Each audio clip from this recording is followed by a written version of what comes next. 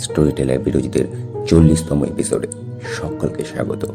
আমি বিরোজিত তোমাদের সাথে, আর তোমাদের জন্য নিয়ে এলাম আজ আরও একটা ভয়ানক সত্যি ভৌতিক ঘটনার এপিসোড। আজ এই 40তম এপিসোডে তোমাদের ব্যাক টু ব্যাক 3টে বাস্তব অভিজ্ঞতার কথা শোনাবো, আর এই 3টে ঘটনাই বেশ ভয়ানক। তো 3টে ঘটনাই ভয়ানক যখন তখন তোমরা বুঝতেই পারছো আজকের এপিসোডটা কতটা ভয়াবহ হতে চলেছে, কতটা জমজমাট হতে চলেছে। তো সবাই হেডফোন নিয়ে তৈরি হও একটা ভয়াবহ পরবর্তী ঘটনার এপিসোডটাকে উপলব্ধি নিতে। আমাদের প্রত্যেকের জীবনে প্রতিদিনই কিছু না কিছু ঘটে, যা সেটাকে আমরা কখনো মনে রাখি, আবার কখনো বা হেসে উড়িয়ে দিই।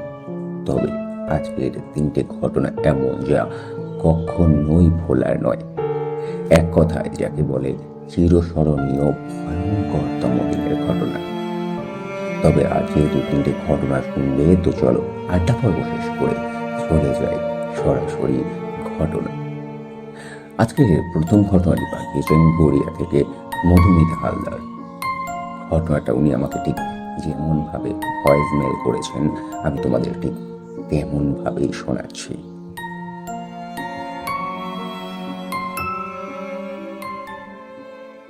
হায় দাদা ভাই, আমি মধুমিতা। আজ যে তোমায় ঘটনাটা বলবো, ঘটনাটা ঘটেছিল আজ থেকে প্রায় 22 বছর আগে আমার বাবার সাথে। আমার বাবার নাম অশোক হালদার। যখনকার ঘটনা তখন আমি হইনি অবশ্য।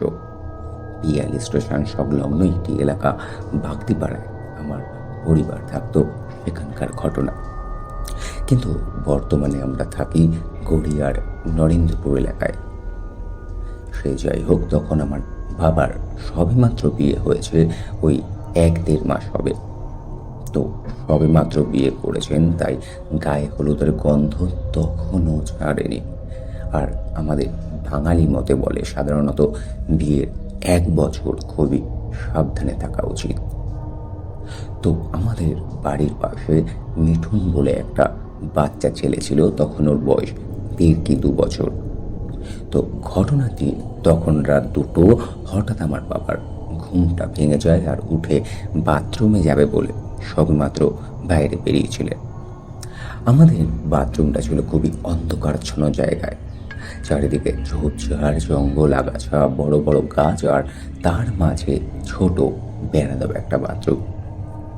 আর 22 বছর আগে পিয়ালির মতো পাড়া গায়ে সন্ধ্যা 6টার পরে একটা ভয়াবহ পরিবেশের সৃষ্টি হতো।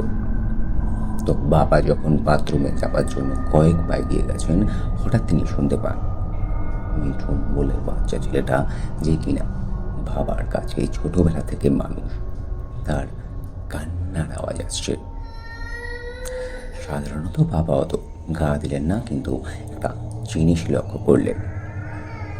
বাবা যত সামনের দিকে এগোচ্ছেন, কান্নার শব্দটি ততটাই পেছনের দিকে সরে সরে যাচ্ছে। কিন্তু পিছোচ্ছে কোন দিকে? আমাদের বাথরুমের ঠিক উল্টো দিকে একটা পুকুর পাড় আছে, আর পুকুর পাড় থেকে একটু এগিয়ে গেলেই একটা নোংরা জঙ্গলে আবর্জনায় ভর্তি একটা ভেরি আছে। লোকমুখে শোনা যায় ওই জায়গায় এক সময় মৃত্যু সদ্যজাত বাচ্চাদের খবর দেওয়া হতো। আর ঠিক ওদিক দিয়ে কান্নার শব্দটি পিছিয়ে যাচ্ছে।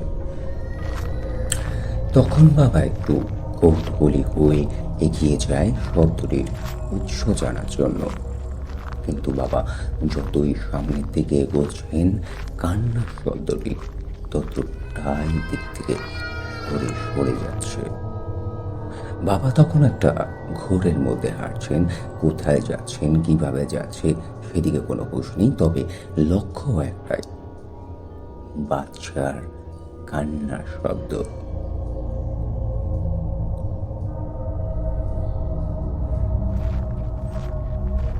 কিন্তু বাবা হাঁটছে তো হাঁটছে বেহুশের মতো। তো অনেকটা চলে যাওয়ার পর ফেরির পাড় থেকে 1-2 পা আগে কয়েকটা খেজুর গাছ ছিল, আর সেই খেজুর গাছে ধাক্কা লেগে বাবার হুঁশ ফিরে আর ভাবেন যে আমি এখানে কিভাবে এলাম বা কেনই বা এলাম। ততক্ষণে ওই কান্নার শব্দটিও আর নেই।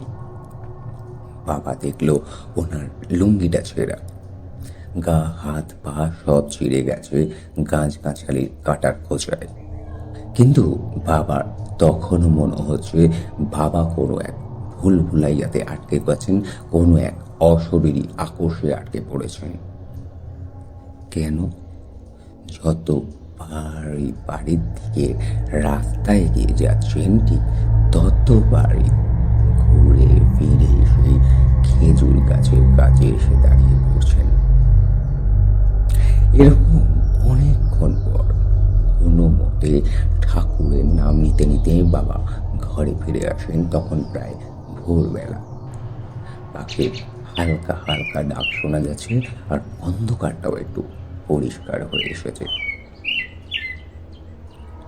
এরপর আমার বাবা সকালে সেই মিঠুন বলে বলে বাচ্চাটির বাড়ি যায় আর তার পরিবারের লোককে জিজ্ঞাসা করে, কাল রাতে কি মিঠুন কাঁদছিল? কেন কাঁদছিল? তো শুনে বাড়ির লোক সরাসরি জানিয়ে দেয়, না, কাল রাতে তো একবারও কাঁদেনি। তবে কেন বলো তো অশোকদা, তুমি হঠাৎ এই কথা জিজ্ঞাসা করছো? তখন বাবা পুরো ঘটনাটা তাদের জানায় এবং উত্তরে তারা জানায়, ওই ভেরির কাছে যে খেজুর গাছ আছে তার 1-2 ফুট দূরে ছিল একটা মাঝারি হাইটের আম গাছ। আর সেই আম গাছ থেকে একটা 9-10 বছরের বাচ্চা ছেলে কিছুদিন আগে আম পাড়তে গিয়ে গাছ থেকে পড়ে যায় আর হাতটা ভেঙে যায় এবং বুকেও চোট লাগে। কিন্তু ঠিক মতো চিকিৎসার অভাবে সেই বাচ্চাটি মারা যায় এবং ওই আম গাছ তলায় ওর মৃতদেহ পোতা হয়। অনেকেই মাঝরাতে নাকি ওই রকম কান্নার শব্দ পায়, কিন্তু বাবা সেটা জানতেন না। এরপর টানা 5 দিন বাবার জ্বর বাবাকে নিয়ে যায় কাছের এক মাজারে। সেখানে গিয়ে ওখানকার পীর বাবাকে সব ঘটনা জানানো হয়। উনিও সেই মতো ব্যবস্থা করে বাবাকে সুস্থ করে তোলেন। তবে বাবা যেটা আমাকে বলল সেটা ভাবলেও এখনো গায়ের লোম শিউরে ওঠে। সেদিন যদি বাবার কিছু পা এগিয়ে যেতেন তবে আর তিনি ওখান থেকে বেঁচে ফিরতে পারতেন না। ওটাই ওনার জীবনের শেষ রাত হয়ে থাকতো।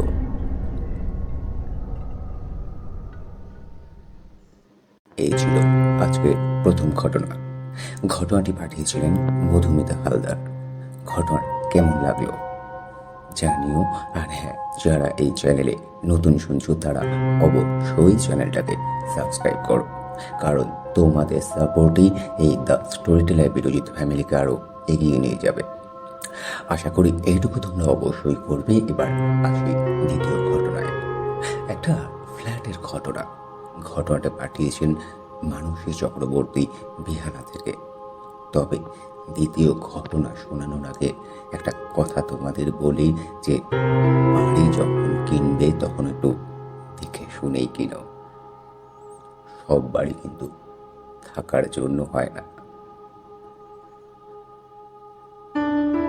হ্যালো বিরজিৎ, এর আগে আমি আমার বন্ধুর সাথে ঘটে যাওয়া একটা ঘটনা তোমায় পাঠিয়েছিলাম, সেটা তুমি বলনি। তো যাই হোক, হয়তো তোমার তেমন মনে হয়নি তাই বলনি।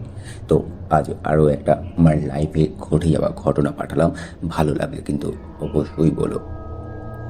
এবারে তোমাকে ঘটনাটা বলি। আমি ছোট থেকে খুব ভয় পাই, সে অন্ধকার হোক, জোরে বাজ পড়া হোক বা ফাঁকা ঘর। তো যাই হোক, আমার পরিবার বলতে আমি আর মা। বাবা গত হয়েছেন 27 বছর হলো। তো একটা সেকেন্ড হ্যান্ড ফ্ল্যাট দেখে আমি আর মা মুর্শিদাবাদ থেকে কলকাতাতে চলে এলাম। প্রবলেম হলো এবার আমার ফ্ল্যাটে এসি নেই, তবুও খুব ঠান্ডা। মা বলতেন গ্রাউন্ড ফ্লোর বলে হয়তো এতটা ঠান্ডা। তো ফ্ল্যাটে কয়েকদিন বেশ আছি, কিন্তু রাত হলে বাড়িটা কেমন চুপচাপ হয়ে যায়।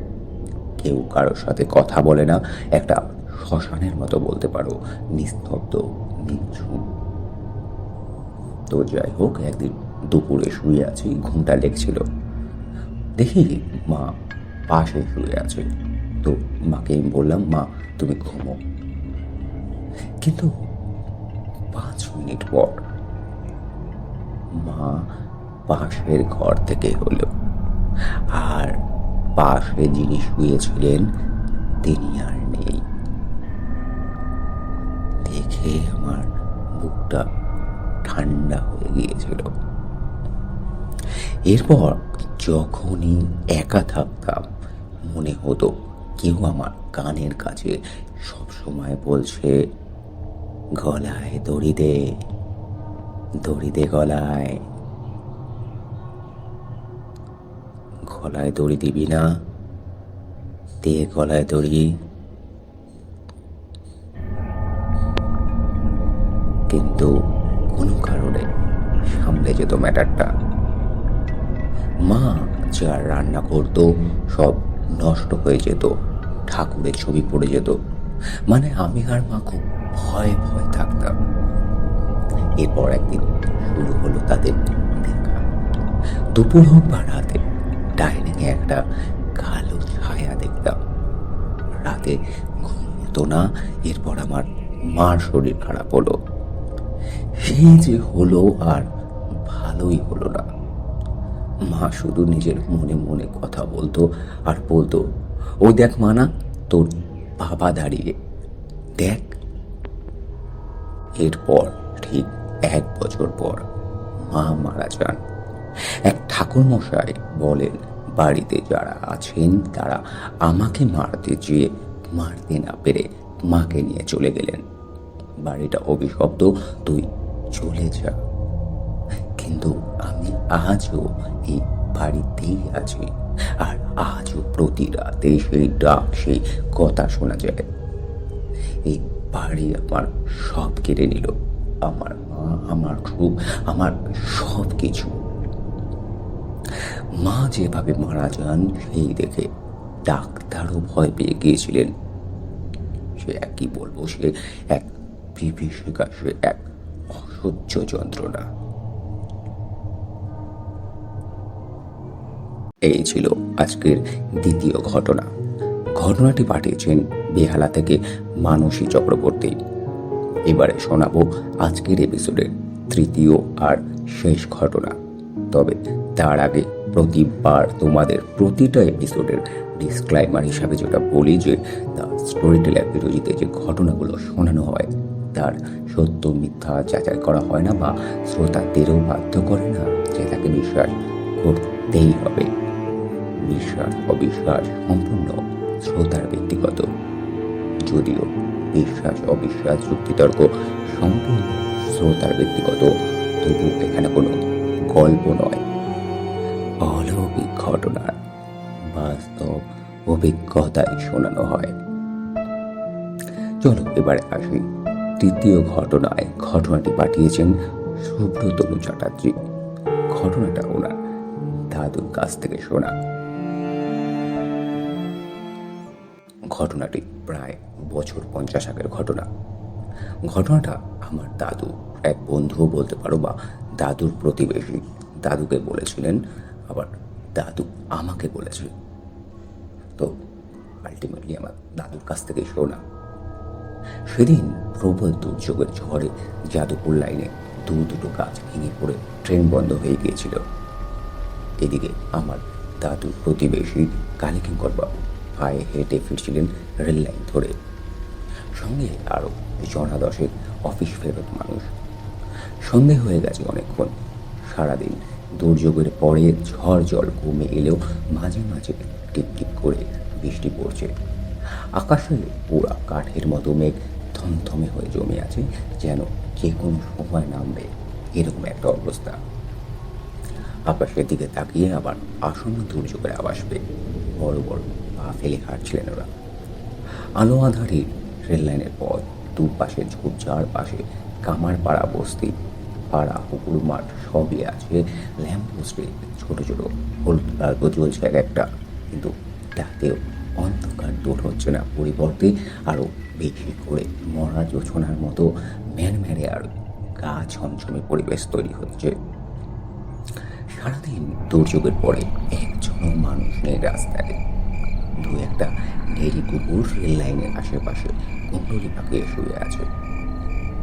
হাত ঘড়ি দেখে একজন ভদ্রলোক কালীকিঙ্কর দাদুকে বললেন, উড়ি বাস, রাত তো কম হলো না কালীবাবু, দেখুন 10:30 বাজে।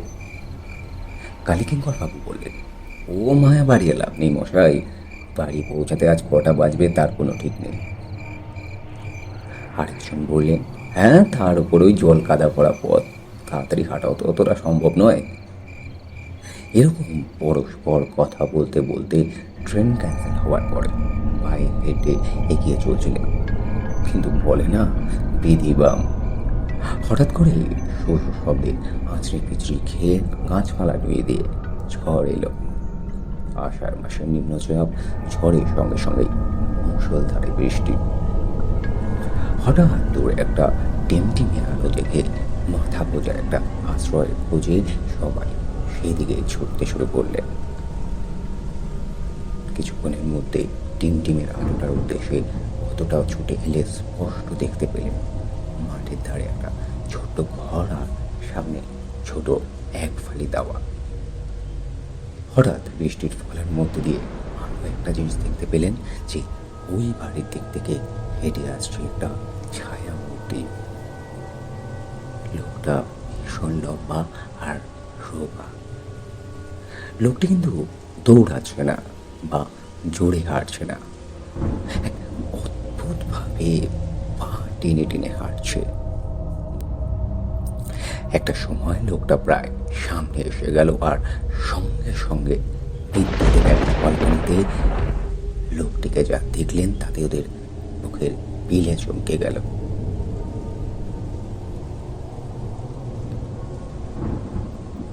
লোকটা ভীষণ লম্বা, হাড় চিড়চিড়ে চেহারা, মাথায় ঝাঁকড়া কালো চুল, চোখ দুটো ওপর দিকে তোলা মরার চোখের মতো, জিভটা অস্বাভাবিকভাবে ঝুলছে মুখের এক পাশে বের হয়ে, গালে খোঁচা খোঁচা দাড়ি, নগ্ন শরীরে শুধু খাটো করে একটা ময়লা ধুতি পরিহিত, গলা থেকে সারা শরীরে দড়ি জড়ানো অদ্ভুতভাবে যেন মরুন ফাঁস তার, আর এক হাত দিয়ে দড়ির অপর দিকটা ধরে আছে। এই জীবন্ত বিভীষিকা কিন্তু ওদের দিকে তাকালো না, পাশ দিয়ে মাপে মাপে পা ফেলে সোজা এগিয়ে গেল। ভয়ে আতঙ্কে বিস্ময়ে এক মুহূর্ত থমকে দাঁড়িয়ে প্রবল বৃষ্টির দাপটেই ওরা ছুটতে আরম্ভ করলেন। জল কাদা মারিয়ে কাক ভেজা হয়ে ছোট্ট ঘরটার সামনে পৌঁছে দেখলেন দাওয়ার ওপর হ্যারিকেন জ্বালিয়ে বসে আছে একজন মানুষ, টাক মাথা, ধুতি ফতুয়া পরিহিত, মোটা সোটা চেহারার এক মধ্যবয়স্ক ব্যক্তি। ওদের দেখেই ভদ্রলোক একটু দাঁত বার করে হেসে বললেন, একেবারে ভেজে কাক হয়েছেন যে, ট্রেন বন্ধ বুঝি? অফিস থেকে ফিরছিলেন আপনারা? আসুন আসুন আসুন, ভেতরে আসুন।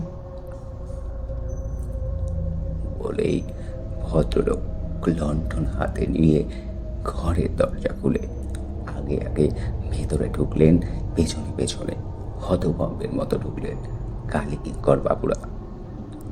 ঢুকেই কালী দাদুরা অন্ধকার ঘরে ভদ্রলোকের হাতে তারা লণ্ঠনের আলোয় যা দেখলেন তা একেবারেই অপ্রত্যাশিত। ঘরের চাল থেকে গলায় দড়ি দিয়ে ঝুলছে একটা মানুষ। মানুষটা টাক মাথা, থলথলে শরীর আর পরনে ফতুয়ার ধুতি। দেখেই সঙ্গে সঙ্গে একজন বলল, আর এই তো সেই যে কিনা একটু আগে আমাদেরকে জিজ্ঞাসা করলো আমরা অফিস থেকে ফিরছি কিনা। সেই মৃতদেহের জিভ ঝুলে পড়ছে বাইরে, জিভে দাঁত বসে গিয়ে রক্ত ঝরছে টপ টপ করে। চোখ দুটো বিস্ফারিত, গোপদারি কামানো, গোল মুখের টাক মাথা সেই মানুষটা, যার মৃতদেহ সামনে ঝুলছে, সেই লোকটাই মুখের সামনে লণ্ঠনটা তুলে চোখ গোল গোল করে দাঁত বের করে এসে বলছে, বসুন, গামছা দিচ্ছি, হাত পাটা মুছুন। এক মুহূর্ত নয়, বাড়ি থেকে বেরিয়ে পাগলের মতো ছুটতে আরম্ভ করেছিলেন ওরা। তারপর কিভাবে যে প্রায় ভোর রাতে বাড়ি ফিরেছিলেন নিজেও জানেন না কালীকিঙ্কর দাদু। প্রায় 1 সপ্তাহ বিছানায় পড়েছিলেন আর বারবার ওনার স্ত্রীকে বলতেন, ওই জানো, ওই লোকটাকে নিতে এসেছিল গলায় দড়িতে, মৃত কোনো অন্য জগতের পিশাচ। মাটির উপর আমরা তাকে দেখেছিলাম। ও ও আমাকেও নেবে, দেখে নিও। ও আমাকেও নেবে, দেখে নিও তোমরা।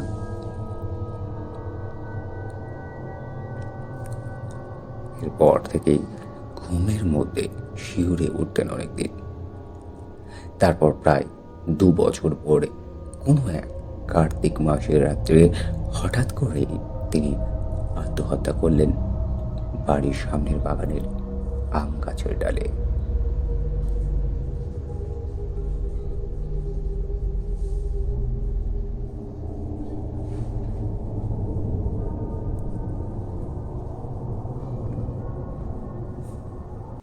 হ্যালো বন্ধুরা, এই ছিল আজকের এপিসোড। কেমন লাগলো নিজে কমেন্ট বক্সে কমেন্ট করে অবশ্যই জানাও। আর এপিসোডটাকে লাইক শেয়ার করতে কিন্তু একদম ভুলো না। প্রতি মঙ্গলবার আর শনিবার ঠিক রাত 11টায় নিয়ে আসবো আরও ভয়ঙ্কর, আরও হাড় হিম করা নানা অলৌকিক ঘটনার বাস্তব অভিজ্ঞতা নিয়ে, শুধুমাত্র তোমাদের জন্য। তোমরা যদি তোমাদের জীবনের সাথে ঘটে যাওয়া ঘটনা বা আশেপাশে কারো থেকে শোনা অথবা তোমার পরিবারের সাথে ঘটে যাওয়া কোনো ঘটনা যদি সবার সাথে শেয়ার করতে চাও, তো ঘটনাটা চটপট লিখে আমাকে পাঠিয়ে দাও। তো ঘটনা পাঠাবে কী করে? ঘটনা পাঠাতে আমাকে মেল আইডিতে মেল করো। যদিও তোমরা মেল আইডি জানো, ডিসক্রিপশানেও পেয়ে যাবে। তাও আমি তোমাদের বলে দিচ্ছি, mvrret@gmail.com অথবা birotmondal89@gmail.com। এছাড়া ফেসবুকের অফিসিয়াল পেজও ইনবক্সে করতে পারো। আমাদের ইনস্টাগ্রাম আইডিটা ফলো করো, দ্য স্টোরি টেলার বিরোজিৎ। আজ এ পর্যন্তই। সবাই ভালো থেকো, সুস্থ থেকো।